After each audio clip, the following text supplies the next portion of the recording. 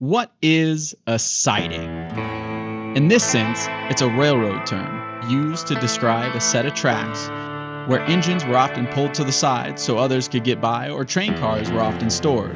However, sometimes they become so much more than that. In this video, we're going to explore one of Wyoming's many ghost towns. But first, we gotta find it.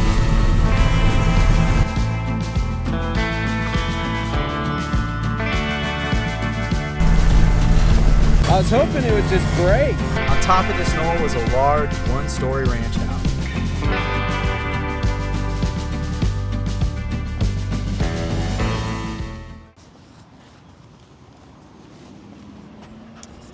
What is going on, guys? It is Ty the Jeep Guy, and in this video we are starting off at the 1880s Train Museum here in Hill City. This is also home to our State Railroad Museum, and I couldn't think of a better way to start this video. Now, before we get too far into this video, there's some things that I want to share with you guys about the planning that went into this. This video took almost a year and a half to put together, between research, tracking down the route, tracking down the people that own the land itself, getting permission for all these places. I mean, we're going through 3 different types of public land alone just in this route to get to where we're going. Now, before I even left for this video, I had to go through and call all the land managers to see what regulations I need to be following, make sure there was any permits that I would need to get, and make sure that I was going to be legal through the whole trip, because I'll also be crossing the state line into Wyoming. While this video takes place on 3 different sets of public land, it's also going to be passing through private property. And the town itself is located on private property. So not only do we need to be respectful to what's left of our history, but we also need to be respectful to the people that own this town. They have been gracious enough to allow me to come in, get some footage of what is left of this old town, and share that with you guys. So we need to make sure we're being respectful of their privacy. Now that you guys know a little bit about what's going on in this video, we've got Judith all loaded up. We got a little bit of a road trip to head on down to where we're starting our trail today. So let's go ahead and hit the road.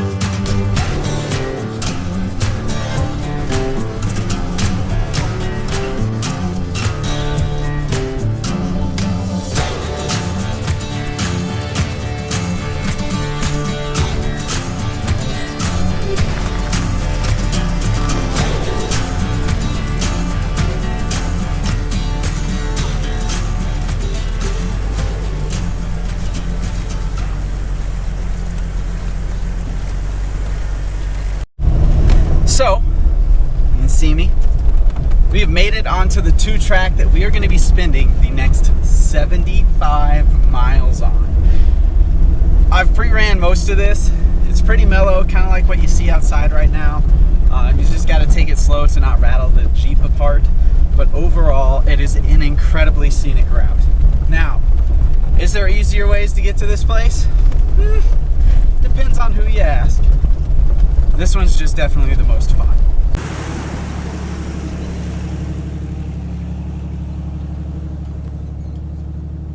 It is purely coincidence that I found this.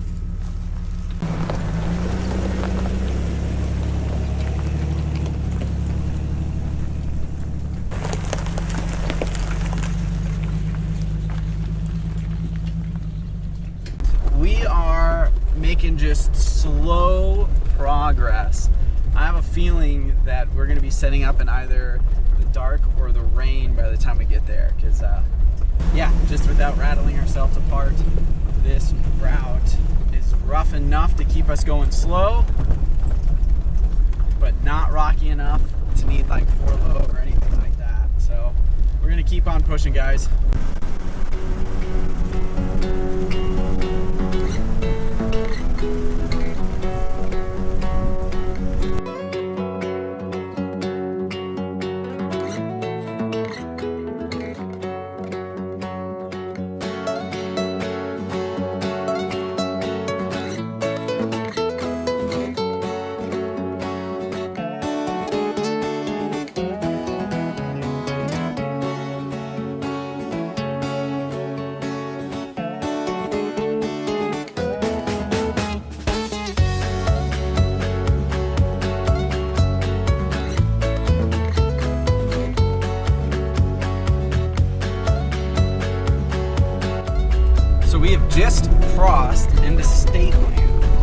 this is the spot I was telling you guys, where all the signs I had seen when I was pre-running this all said walk-in traffic only.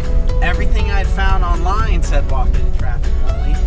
So I called Game Fish and Parks and was like, you guys are pretty much cutting off the Forest Service road open to all with this walk-in traffic only spot. And yeah, now there is a designated road sign that allows us to pass through and connect these two sections. It is actually a lot of fun. It's a pretty cool trail. So let's keep on crawling our way to the old ghost town.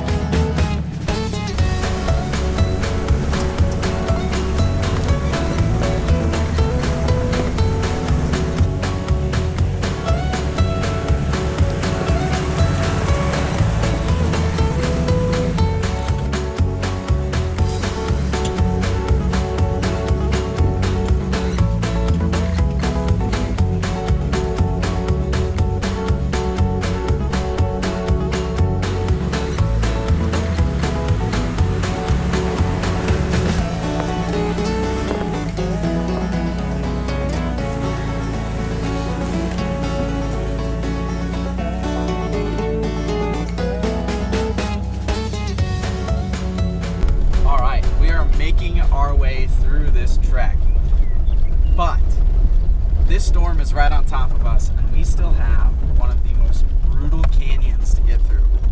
This canyon is like the most stereotypical old school western looking 2-track trail, and it's not that it's super hard, it's just something that you gotta take your time going through. So we're gonna push through this and hopefully come out on the other side and get ready for camp, because I am tired and ready for some good food. So let's get through this section.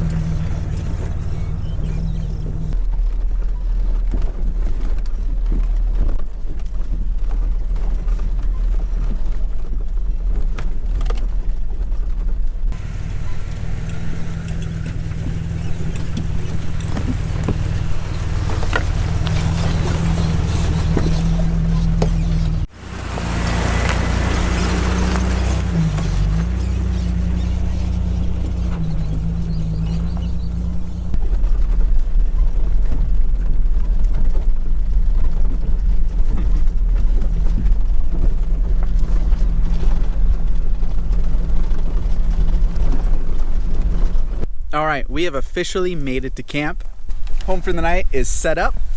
I might have a little campfire right over here in this nice clear sandstone area. By the way, I am in Wyoming, Bureau of Land Management land. I called the BLM office for this area. There's no burn bans. We're outside of South Dakota, so I can legally have a campfire here. I made sure to double check. So we're gonna go ahead and get everything all situated so I'm nice and comfy once that sun goes down. Fingers crossed, we are looking good. Look at the sky. There is a solid chance this is all gonna go around us tonight. So my fingers are crossed. Let's go ahead and get everything all set up so we can cook some dinner.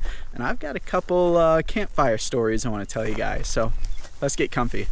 Well, we are experiencing an absolutely incredible sunset. I got all cleaned up from the sweaty long day that we had getting to camp. But I'm gonna go ahead and make some dinner. And I'm gonna share with you the recipe I'm using. I'm gonna show you how to make it. It's really easy. It's pasta carbonara. Super easy to make. So let's go ahead and get started. I'm hungry. We have got a couple ingredients. We're gonna need eggs. These are from one of my wife's coworkers. So I'm gonna use those. We will need garlic. One of the most important ingredients, pancetta. You can use bacon. I just picked this up because, you know, it was like $5 at Safeway. So pancetta. Parmesan. That's pretty much all we need besides our pasta. I forgot one of the most important things.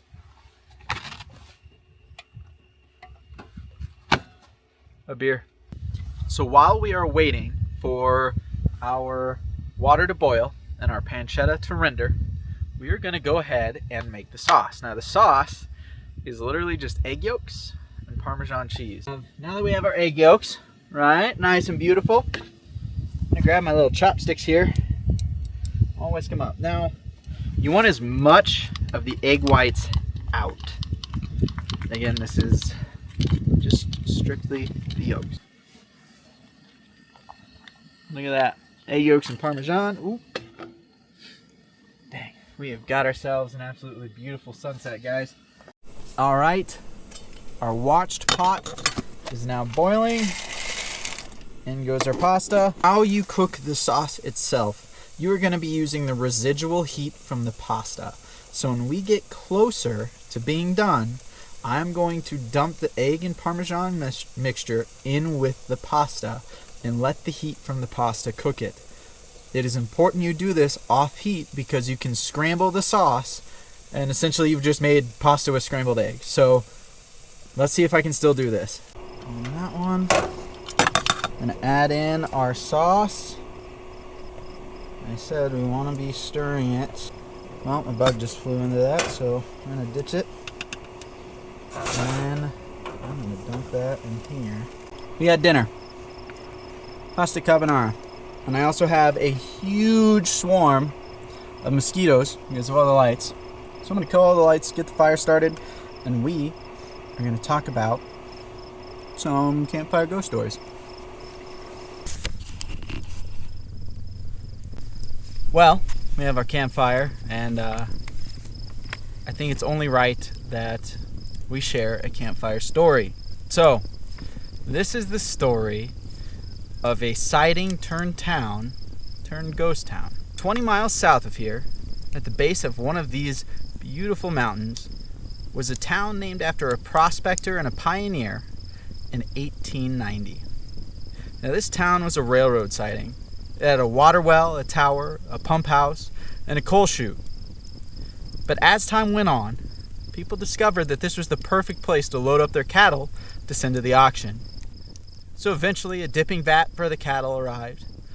But then a post office and a school, as well as some homes and more ranches started to show up in the area. Now there was a section house that had a big room that was used for socializing. And every Saturday night, it was used as a dance hall. Farmers, ranchers, cowboys, and the sheep herders came from miles around to join the fun. And the dances lasted all night long, with dancers finding their way home in the bright daylight of a new day. This starts with events and things seen through the eyes of an 8-year-old and later remembered as a senior. In June of 1929, my mother and my grandma, as well as my Uncle D, my cousin R, who was 3 years old at the time, as well as my granddad's bulldog Buddy, traveled in 2 Ford cars loaded with people and possessions to this town here in Wyoming. My grandfather had gone ahead of time to the ranch to prepare it for us. The road became very muddy as we neared the old town. It was rainy, and the road was very slick and sticky from soil known as gumbo. Very little gravel was on this road, and at the time, oil, asphalt, or cement was not in this area either. We were stalled for the night and had to stay in camp. Later, we were able to get a hold of my grandfather, who finally came to get us. We were taken across the hills in the flooded valley to the ranch house in a horse-drawn buggy, and to an 8-year-old, this was the most grand adventure ever. My grandfather had been a trainer and a driver of the famous racehorse, Dan Patch, and during that time, it was owned by a gentleman by the name of Colonel Savage. Later, he worked with a doctor and a veterinarian in Nebraska. Now, this doctor had purchased this ranch, My grandfather was sent to manage it. Not only was he managing the ranch, but he was also known for his assistance to other ranchers and farmers with animals that needed care. The ranch house was on a large, rounded knoll just at the base of the tall sandstone cliffs that sit behind the town. Several canyons away was also known as Horse Thief Canyon, and the mountain lions could be heard screeching at nights. They sounded like women screaming. On top of this knoll was a large, one-story ranch house. It was heated by an enormous wood-burning stove, back-to-back with a wood-burning cook stove. There's a beautiful view of the valley and the canyon from the house, and there was also a peak where all the snows and the rains seemed to come over. Coleman gas lanterns or lamps with mantles were used to give the light, and water was carried to the house in large wooden barrels from a pump house a mile or so away. At the time, all the water we used had to be pumped by hand. Train number 43 came down the valley every night and dropped off the mail and snagged the outgoing bags from the catcher near the depot.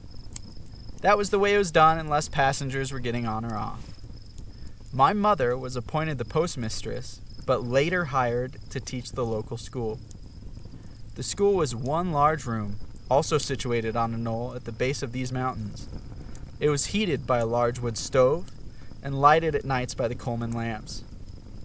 The school had a porch and an anteroom for wraps. Students sometimes sat there instead of in the corner to contemplate their bad behavior, and I should know this.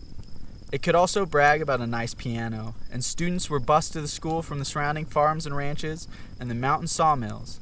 There were about 30 to 35 students at all time, and all 8 grades were taught out of that classroom. When my mom's father left the ranch due to poor health, she moved with her daughter into the teachridge and onto the school grounds. She personally built the front porch on the school, and the first night we moved the coal stored there to one side, put up our bed, and slept. The first year my mom taught at this school, she furnished a number of instruments and rewrote the music and taught students to play and formed the first rural school orchestra in Wyoming. In fact, we played for the spring graduation in the big city that next year. Paths and roads in this locality often were covered by large, flat sandstone slabs. Her path had a number of them, and some of these overlapped. This particular day, I was running down the trail, and I stepped down to realize there was a big old rattlesnake all stretched out in the sun. Well, I made a flying leap to the next rock and gave my blood-curdling scream, saved only for snakes. The section hand workers on the tracks below came running. Their blowtorch finished it off. Thank God for men with good ears and blowtorches. There were several times to celebrate, and several times everyone would get together. One of the big ones is where the cattle was driven down to the limestone reserves for our summer pastures, where ranchers would come, congregate, and prepare their cattle for the auction. Each rancher sent men to watch their cattle, and they all made wonderful foods, including wonderful cherry pies. Alright guys, GoPro's almost dead, fire's almost out, and we've got a big day ahead of us tomorrow. I'll see you in the morning when we load up to head down into the town. I really can't wait to see if we can't line up some of the places that were said in these stories. I'll see you guys in the morning. Good morning. I already had breakfast. Camp's tore down. I tore down my fire ring. You know, gotta leave no trace when you're camping like this. Today's the day that we're gonna make the descent down into the old ghost town. Now, I've pre-ran all the way up until the private property boundary. And I'm really excited because in last night's ghost stories, we were talking about some of the sandstone slabs that she used to walk on going to some of the houses. And the trail all the way up to the private property had some big giant sandstone slabs in them. So I already know we're in the right area. I'm excited to see what we find. I've been stalking this area on Google Earth for a while, and I think I know where to find the ranch. So we're gonna go ahead and load up in Judith and start heading down towards the town.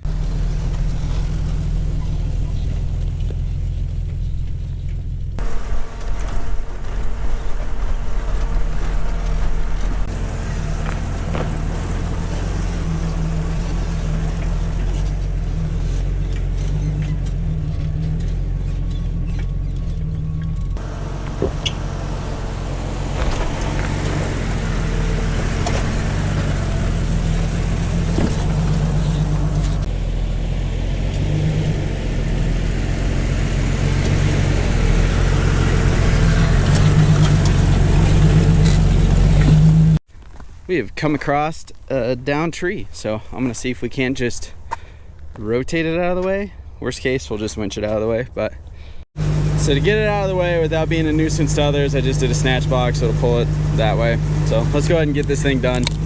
I was hoping it would just break.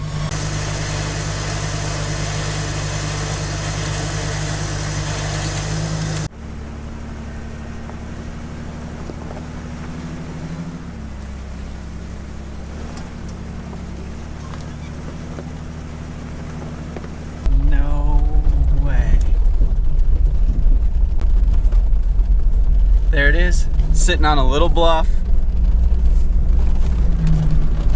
right on the edge of the cliffs. Well guys, we found the ranch, and it's a really cool experience to be here, recognizing this was someone's home. Last night I read you guys some stories from young Eleanor from 1929 when she was living here in this town. And I'm almost positive this is the ranch house that she would have lived in. So in honor of that, I'm going to go ahead and reread a little bit of an excerpt from her time here at this house. The ranch house was placed on a large, rounded knoll just at the base of the tall sandstone cliffs. Several canyons away, mountain lions could be heard screeching at night, and they sounded like women screaming. On top of this knoll was a large, one-story ranch house. It was heated by an enormous wood and oil burning stove back to back with a wood burning cook stove. There was a beautiful view of the valley from the home, and it also had a beautiful view of Buzzard's Peak, where all our snows and rains seemed to come from. Coleman gas lanterns and lamps with mantles were used to give light, and water was carried to the house in large wooden barrels from the pump house a mile or so away. We're going to go ahead and keep moving on. We're going to go see if we can find the town that brought everybody to this area.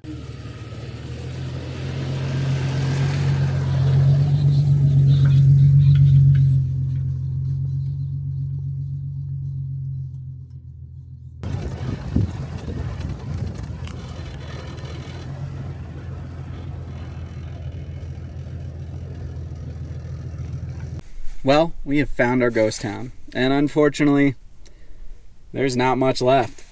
Where the railroad tracks go now takes out half of where the foundations would have been. There's a couple foundations out here that are still left, but not a whole lot. For how busy this town used to be, I'm kind of surprised.